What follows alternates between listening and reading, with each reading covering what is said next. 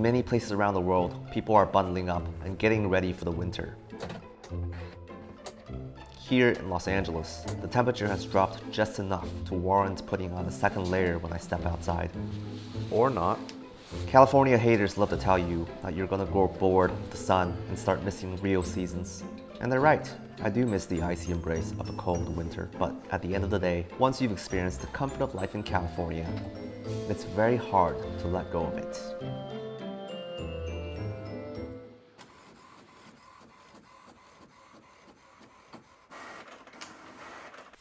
The biggest problem with living in California is clearly the cost. But in the spirit of preparing for a potential upcoming recession, let's take a careful look at my expenses over the past year. So this big chunk here is the amount I spend on home and auto. There's not really too much I can do about this in the short term, so let's focus on this other big chunk instead. Zooming into my living expenses, 32% of it is spent on food and drinks. That's more than double the proportion of my second largest category of friends and dating at 12%. So just to clarify, when I splurge on a fancy dinner date or purchase an expensive bottle of wine for a friend's housewarming party, I categorize that as friends and dating. Food and drinks are more like my groceries for the week or a McDonald's takeout when I'm feeling lazy. Just boring everyday grub. So you think that young people have now got the prospect of never owning a home? Absolutely, when you're spending $40 a day on smashed avocado and coffees and not working. Oh yeah, of course, absolutely. Well, I'm not really sold on the point about homeownership or avocado toast. But the coffee? Look, latte, latte, latte, latte, latte.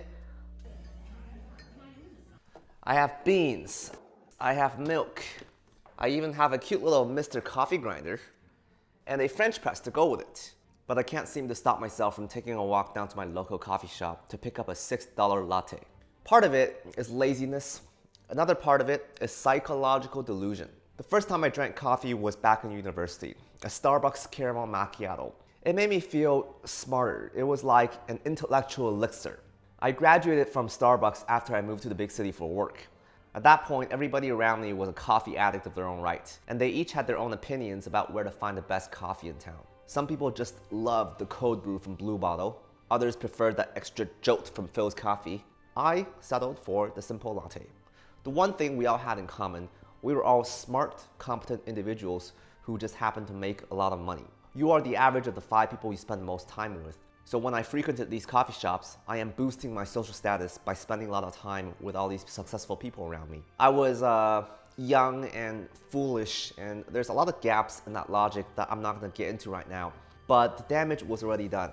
I now associate lattes with success, and I am addicted to success. Everything about the coffee shops I like are designed to feed that image of success. The decor often features some sort of sleek aesthetic that is difficult to obtain. Metal doesn't stay shiny like that without constant cleaning. And plants don't just thrive like that without continuous care. Even the cups are meticulously designed to enhance the hand feel. All the hard work has already been done, and I just have to pony up and pay for the drink. Allow me to introduce the DeLonghi La Specialista Art Espresso Machine. I bought this during Black Friday sale for only $499.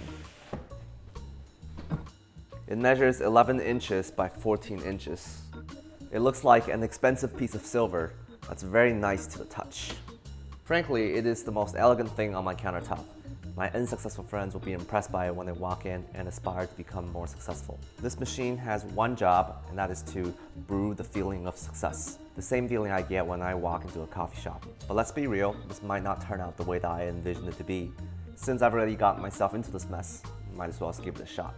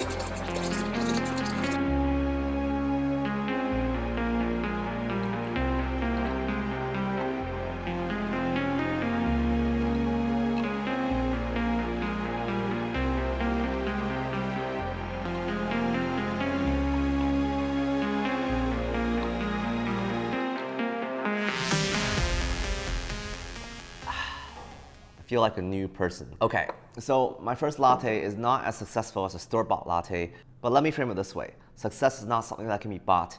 You have to work for it. And what I'm doing here is putting in some earnest work to try and create success. And it's only going to get better with every iteration. Given how lazy I am, it's highly unlikely that I'll be making my own latte every single day. But even if I do this just twice a week, I will still save $576 in a year. And that's more than enough to break even. On top of that, I'll have learned a new skill, and when friends come over, I can brew them a hot beverage, which is the ultimate form of hospitality. Honestly, I think this espresso machine is like the best Black Friday deal money can buy. Wow. Well, wanna try it out? Maybe some espresso? I don't do espresso, unfortunately. Oh.